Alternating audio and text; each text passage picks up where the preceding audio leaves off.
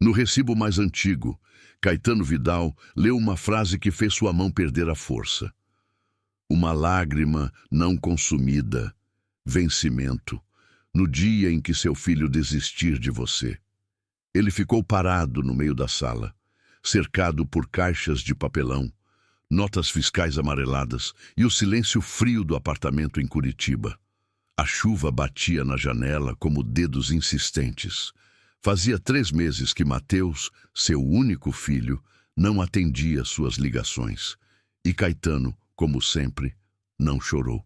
Mas naquela noite, pela primeira vez, ele teve medo de não conseguir sentir nada, antes que fosse tarde demais. Se você já viu alguém amar em silêncio, até parecer que não ama, presta atenção nessa história. Porque às vezes a pessoa que mais nos machuca é também alguém que aprendeu a sobreviver desligando o próprio coração. Caetano era contador, 46 anos, camisa sempre passada, sapatos sempre limpos, voz baixa, respostas curtas. No prédio onde morava, os vizinhos diziam que ele era educado, mas parecia feito de vidro fosco. Dava para ver uma presença ali dentro, mas nunca dava para alcançar.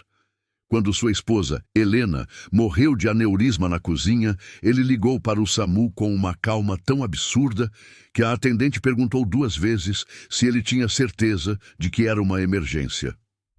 No enterro, Mateus tinha 22 anos. Chorava com o corpo inteiro. Caetano ficou ao lado do caixão, imóvel, segurando um guarda-chuva fechado mesmo sem chover. Depois do sepultamento, o filho olhou para ele com os olhos vermelhos e disse: "Você não amava ela, né?" Caetano respondeu apenas: "Amava."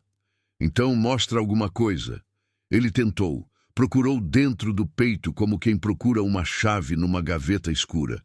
Mas não encontrou rosto, lágrima, grito, desespero, só uma pressão seca atrás das costelas. Mateus foi embora naquele mesmo mês. Desde então, falava com o pai apenas quando precisava resolver documento, banco ou imposto, até parar de vez.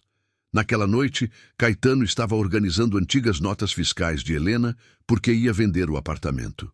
Ou dizia a si mesmo que ia vender. Na verdade, queria se livrar dos armários, das panelas, dos panos de prato bordados, de tudo que provava que alguém tinha rido ali dentro. Foi quando encontrou a primeira pasta sem identificação.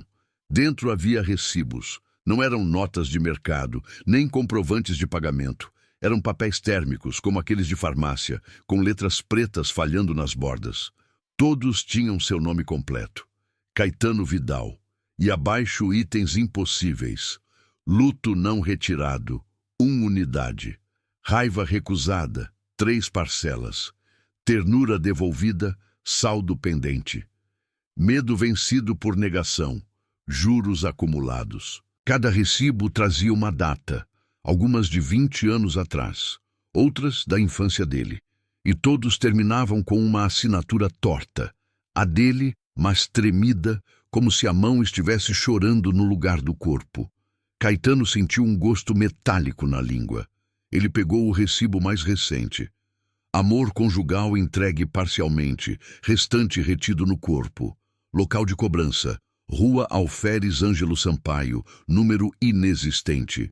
Condição de acesso: chuva. Naquele instante, a lâmpada da sala piscou e o telefone tocou. Era Mateus. Caetano atendeu tão rápido que quase derrubou a pasta. "Alô?" Do outro lado só havia respiração. Depois a voz do filho veio baixa, cansada. "Pai, eu sonhei com a mãe." Caetano apertou o telefone contra o ouvido. "O que ela disse?" "Nada. Ela estava sentada numa mesa de restaurante, esperando você. Tinha recibos colados na parede. E ela chorava por você, porque você não conseguia." Caetano olhou para a janela. A chuva tinha engrossado. "Mateus, eu não sei por que liguei. Acho que foi para dizer que eu cansei." A frase atravessou a sala como uma faca sem barulho. "Cansou de quê?" "De tentar descobrir se eu tive pai." A ligação caiu. Caetano ficou com o celular na mão, ouvindo o sinal mudo, enquanto o recibo mais antigo parecia esquentar entre seus dedos. Foi então que ele fez uma coisa que nunca fazia. Saiu sem guarda-chuva. Curitiba estava molhada e brilhante. As luzes dos carros riscavam o asfalto. As fachadas dos prédios pareciam respirar vapor.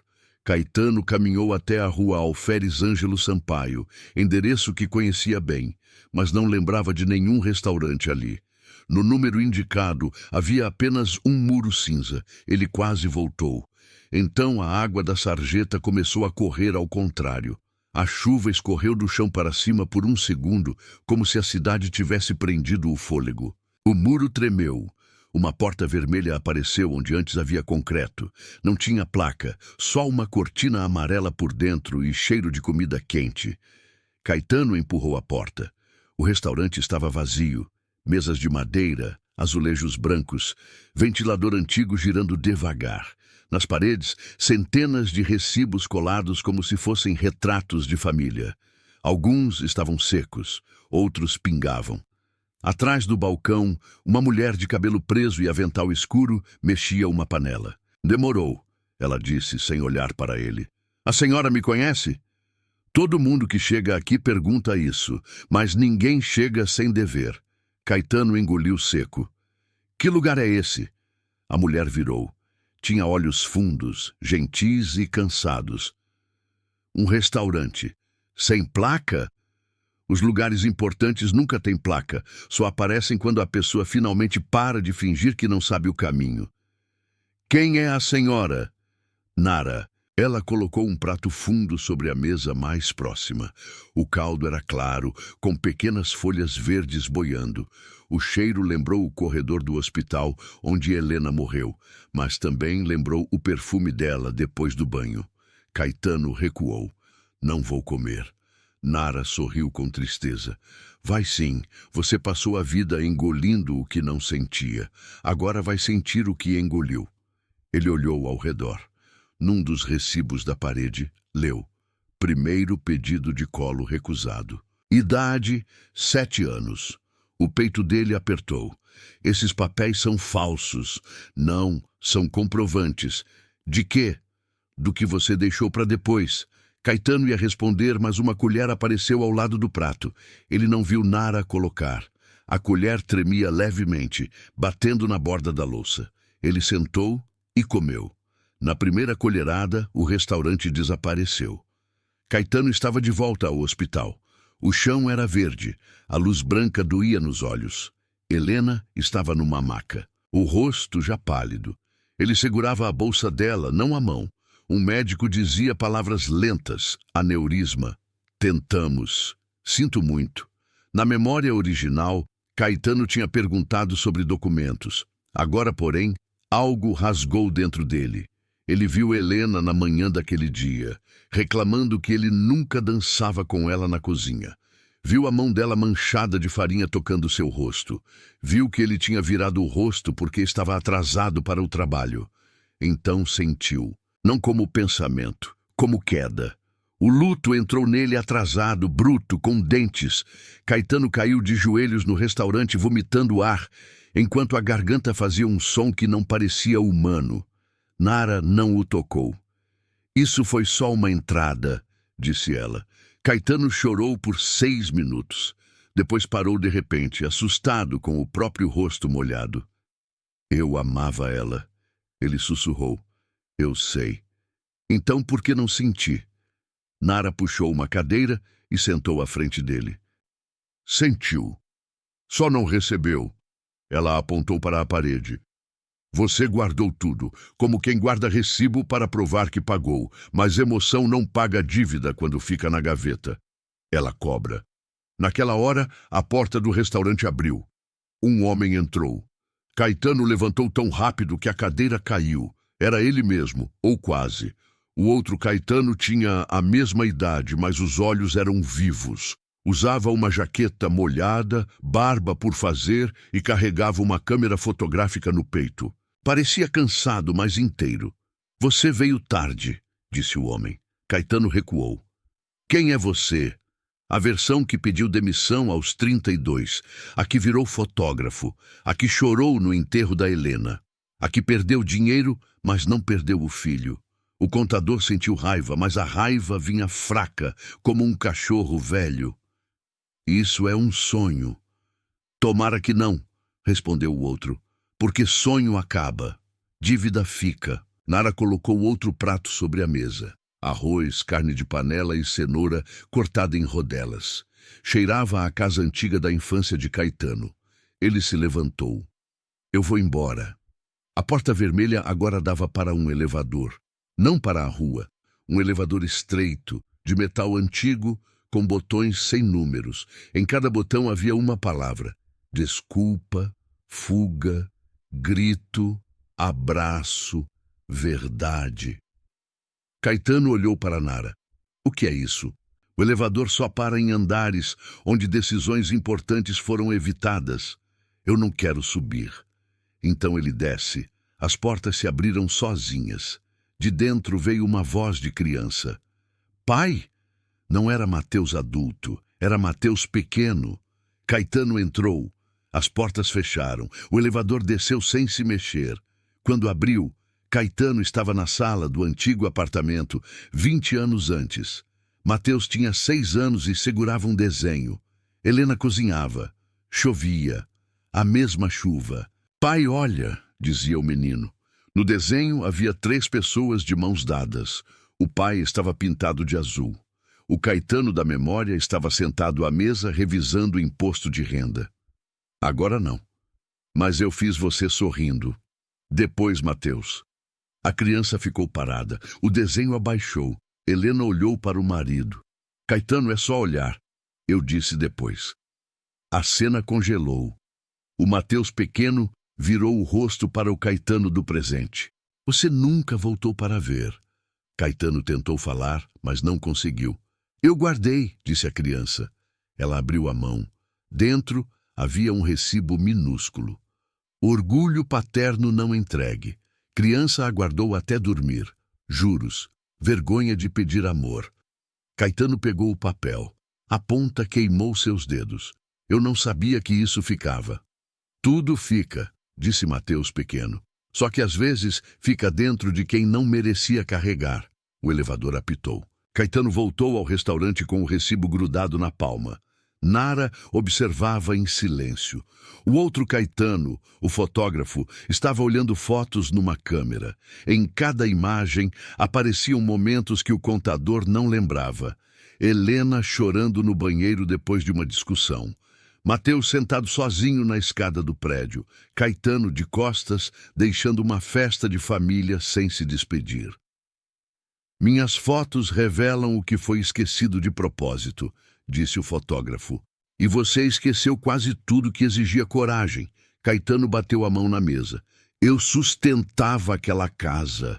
A palavra saiu mais alta do que ele esperava. A raiva finalmente subiu, quente. Nara inclinou a cabeça. Sustentar não é o mesmo que tocar. Eu fiz o que pude. Não, você fez o que não doía. Essa frase ficou no ar. E talvez alguém ouvindo agora pense que é cruel cobrar de uma pessoa aquilo que ela nunca aprendeu a dar. Mas me diz, quem cresce sem receber amor deve ser condenado a repetir o vazio ou ainda tem obrigação de tentar quebrar a corrente? Caetano não respondeu a Nara, porque a resposta dele estava atrás de outra porta. Na parede do restaurante, os recibos começaram a se soltar, um por um. Caíam no chão como folhas mortas. Então o rádio antigo no balcão ligou sozinho. Primeiro chiado, depois uma voz de mulher. Caetano, atende! Era Helena. Ele virou tão rápido que sentiu dor no pescoço. Helena, o rádio estalou. Eu pedi ajuda naquela noite. Não quando caí, antes. Caetano aproximou-se. O quê? Eu disse que estava cansada de morar dentro do seu silêncio. A memória veio como lâmina. 2 semanas antes de morrer, Helena estava sentada na cama, dobrando uma camisa. Ela tinha dito, às vezes eu sinto que sou viúva de um homem vivo. Caetano lembrava da frase. Lembrava também do que respondeu. Você está exagerando. No rádio, a voz dela tremeu. Eu não queria drama, Caetano. Eu queria você. Ele fechou os olhos. Eu não sabia como ser. Eu sei. Mas Mateus não sabia disso. O chiado aumentou. Outra voz entrou, masculina, furiosa. Engole esse choro. Caetano ficou gelado. A voz do pai. O restaurante escureceu. Nara não se moveu. O fotógrafo abaixou a cabeça. O rádio continuou. Homem que chora, apanha de novo. Caetano viu a cozinha da infância. Piso rachado. Mesa de fórmica. Sua mãe com o lábio cortado. Ele, menino, escondido atrás da porta, segurando o choro com as duas mãos na boca. O pai dele tinha quebrado um prato. Gritava que sentimento era coisa de gente fraca. Naquela noite, o menino Caetano tinha prometido sem dizer em voz alta: nunca mais vou sentir nada. E o mundo, que às vezes é cruel até quando obedece, aceitou a promessa. A partir daquele dia, sempre que vinha medo, ele congelava. Quando vinha tristeza, virava cálculo. Quando vinha amor, virava obrigação. Quando vinha raiva, virava silêncio. A promessa salvou o menino, mas destruiu o pai que ele seria. Caetano caiu sentado. Eu era criança, Nara falou baixo. Sim, eu não sabia. Também é verdade. Então a culpa não é minha. Nara não respondeu imediatamente. Ela pegou um pano e limpou uma lágrima que havia caído sobre a mesa. Não era dele, era da parede. A ferida pode não ser culpa sua, disse ela, mas o que ela faz com quem te ama vira responsabilidade sua. Caetano cobriu o rosto. Pela primeira vez, não para esconder dos outros, para tentar se encontrar. O restaurante começou a mudar. As mesas se afastaram. As paredes se abriram em corredores. Caetano viu uma rua inteira dentro do salão. Cada casa tinha uma janela acesa. Em uma, ele morava com Helena numa praia simples, depois de aceitar vender tudo e recomeçar. Em outra, ele estava sozinho, mas visitava Mateus aos domingos. Em outra, tinha se separado, mas continuava amigo da esposa. Em outra, gritava com o filho e depois pedia desculpa. Cada casa mostrava uma vida que ele poderia ter escolhido. Nenhuma era perfeita, mas todas tinham calor. Na calçada daquela rua impossível, uma criança caminhava ficando transparente. Caetano reconheceu Mateus. Não, ele sussurrou. Nara apareceu ao lado dele. Toda promessa esquecida apaga um pouco quem esperou por ela. Caetano correu até a criança. Mateus! O menino virou. Partes do rosto falhavam como fotografia molhada. Você prometeu me levar ao jardim botânico, Caetano lembrou. Mateus tinha 9 anos. Sábado de sol. Ele recebeu uma ligação de trabalho e cancelou. Prometeu assistir minha apresentação. Mateus tinha 12. Tocou violão na escola. Caetano chegou quando todos já estavam saindo. Prometeu que quando a mãe morresse, a gente ia cuidar um do outro. Caetano parou. Essa promessa ele lembrava. No hospital, Mateus tremia. Caetano colocou a mão no ombro dele e disse: nós dois vamos ficar bem. Mas depois voltou ao trabalho, aos boletos, aos documentos, ao silêncio. Deixou o filho ficar mal sozinho. A criança transparente estendeu a mão. Você esqueceu porque lembrar doía. Mas eu desapareci porque acreditei. Caetano tentou abraçá-lo. A criança virou água. Quando Caetano voltou ao restaurante, estava encharcado, não de chuva, de memória. Nara colocou o último prato diante dele, mas ainda não serviu. Falta uma coisa. O quê? O recibo que você nunca encontrou. Qual? Ela apontou para o bolso interno do paletó dele. Caetano colocou a mão ali. Não havia nada antes. Agora havia um papel dobrado muitas vezes. Ele abriu. Amor pelo filho. Pago integralmente desde o nascimento. Nunca entregue. Motivo declarado. Medo de perder se demonstrasse. Vencimento final. Hoje. A assinatura não era dele. Era de Mateus. Caetano sentiu o chão inclinar. Por que está assinado por ele? Nara respirou fundo. Porque filhos também assinam dívidas dos pais quando passam a acreditar que não merecem receber. O celular de Caetano tocou. Na tela, Mateus. Ele atendeu com a mão tremendo. Não ouviu voz. Ouviu carros, chuva, passos apressados, depois uma respiração quebrada. Pai! Filho, onde você está? Silêncio. Na estação. Que estação? Não sei. Não tem nome. Nara fechou os olhos. A estação aparece para quem está prestes a desistir de algo importante. Caetano levantou. Mateus, escuta. Não desliga. Eu não vou fazer nada comigo, se é isso que você pensa, disse o filho amargo. Eu só vou embora, de verdade, mudar de cidade, trocar número, parar de tentar. Para Caetano, pareceu pior que morte, porque era uma desistência viva, uma ausência escolhida. Me espera. Para quê? Caetano abriu a boca. O velho reflexo veio. Explicar, justificar, organizar. Mas o recibo queimou em sua mão.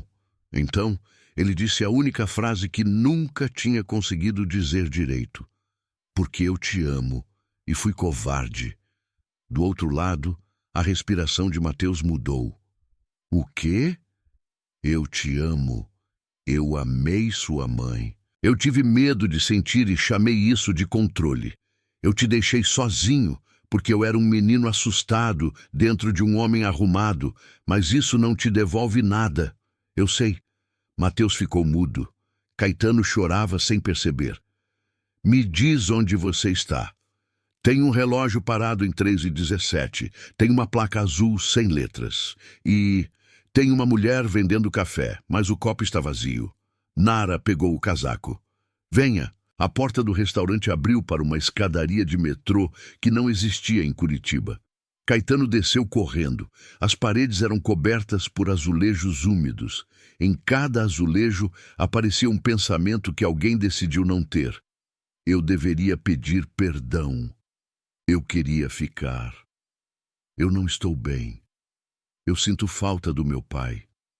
Uma mulher sentada no degrau tampou os ouvidos. Eles não param. Ela murmurava. Eu ouço tudo que as pessoas quase pensam. Caetano passou por ela e ouviu, como se viesse de dentro da própria cabeça, um pensamento que ele havia enterrado por anos. Se eu abraçar meu filho, talvez eu desabe. Ele continuou. Na plataforma, Mateus estava de costas, mochila no ombro. Alto, magro, rosto parecido com o da mãe. Um trem escuro aguardava sem motorista. As portas estavam abertas. Caetano quis correr, mas seus joelhos travaram. Então, viu no vidro do trem seu reflexo, mas o reflexo não o imitava. O reflexo era outro Caetano, mais velho, sozinho, sentado num apartamento vazio, cercado por recibos até o teto. Na imagem refletida, o telefone tocava e ninguém atendia. Na parede, uma foto de Mateus adulto com uma tarja preta. O reflexo olhou para Caetano e disse sem som: essa é a decisão que você está prestes a repetir. Caetano deu um passo. Mateus! O filho virou. Não havia raiva no rosto dele agora, só cansaço. E isso doeu mais. Eu não quero mais te odiar, pai, disse Mateus. Mas também não sei te amar sem me machucar. Caetano parou a 2 metros dele. Não invadiu, não pediu abraço, não exigiu perdão. Apenas tirou o recibo do bolso e estendeu. Eu sei que isso parece loucura. Talvez seja, mas eu encontrei uma conta que estava no meu nome e no seu. Mateus não pegou. Eu não preciso de papel. Não é para provar. É para entregar. Caetano dobrou o recibo e colocou no chão da plataforma, entre os dois. Passei a vida achando que amor guardado ainda era amor. Hoje eu entendi que amor que nunca chega vira abandono. Mateus olhou para o papel. As luzes da estação piscaram. O trem apitou. Eu esperei muito, disse o filho. Eu sei. A mãe esperou. Eu sei. E agora você chora uma noite e acha que muda tudo? Caetano balançou a cabeça. Não. Eu choro uma noite porque passei 40 anos devendo. Amanhã eu vou ter que pagar de novo, e depois, mesmo que você não queira receber. Mateus respirou fundo. Os olhos dele encheram, mas nenhuma lágrima caiu. Eu não sei se consigo acreditar. Não precisa acreditar hoje. Então o que você quer? Caetano olhou para o trem. Depois para o filho. Quero que você não desapareça da sua própria vida tentando se proteger de mim. Essa frase atingiu Mateus de um jeito visível. O ombro dele caiu. A mochila escorregou um pouco. O trem fechou as portas, sem ele. A estação começou a se desfazer. Pai e filho voltaram à chuva, no meio de uma rua vazia, diante da porta vermelha do restaurante. Nara estava lá. Ainda falta o jantar, disse ela. Mateus olhou para o pai. Que jantar? Caetano enxugou o rosto. Inútil, porque a chuva continuava. O último. Dentro do restaurante, os recibos das paredes estavam agora empilhados sobre a mesa. Milhares deles. Pequenos, grandes, rasgados, manchados de gordura, sangue seco, lágrimas que nunca tinham caído. Nara acendeu o fogão. Esse prato não tem nome, disse ela. Porque algumas coisas só recebem nome depois que a gente sobrevive a elas. Ela colocou os recibos numa panela de ferro. O fogo subiu azul. As letras pretas se soltaram dos papéis e giraram no ar como insetos queimando. Caetano sentou. Mateus ficou de pé perto da porta, pronto para fugir. Nara serviu um prato fundo. Dentro havia um caldo escuro, brilhante, com cheiro de café, terra molhada, cebola frita, hospital, bolo de aniversário, perfume de Helena e roupa de criança depois de brincar na chuva. Se comer tudo, disse Nara, não vai voltar a ser quem era. Vou esquecer? Não, vai lembrar com o corpo. Caetano pegou a colher. Mateus falou, pai. Ele parou. Se isso for mais uma forma de você sumir dentro de si mesmo, eu vou embora. Caetano olhou para ele. Fica até eu terminar? Mateus hesitou. Eu fico até a porta abrir. Caetano aceitou. Era mais do que merecia. Ele comeu. Na primeira colherada, sentiu o medo da mãe escondida no quarto. Na segunda, sentiu a solidão de Helena dormindo ao seu lado como quem dorme longe. Na terceira, sentiu Mateus esperando na janela pelo carro do pai. Na quarta, sentiu a raiva que nunca gritou. Na quinta, a ternura que engoliu. Na sexta, o amor que confundiu com dever. Na sétima, Caetano viu o menino que ele tinha sido, sentado no chão da cozinha violenta, prometendo nunca mais sentir. O menino olhava para ele assustado. Caetano se ajoelhou diante da própria infância. Você conseguiu, disse ao menino. Você sobreviveu. O menino chorava em silêncio. Mas agora eu preciso quebrar a promessa. Ele vai bater na gente, disse o menino. Não, ele já morreu. Então por que ainda dói? Caetano colocou a mão no peito. Porque eu deixei ele morar aqui. O menino encostou a testa na dele e desapareceu. Quando Caetano abriu os olhos, estava de volta ao restaurante. A cozinha inundava. Não pela chuva de fora, pelas lágrimas dele. Caetano chorava tanto que a água escorria da mesa, cobria o chão, levantava os recibos queimados, batia nos pés de Mateus. Os talheres tremiam, as lâmpadas balançavam.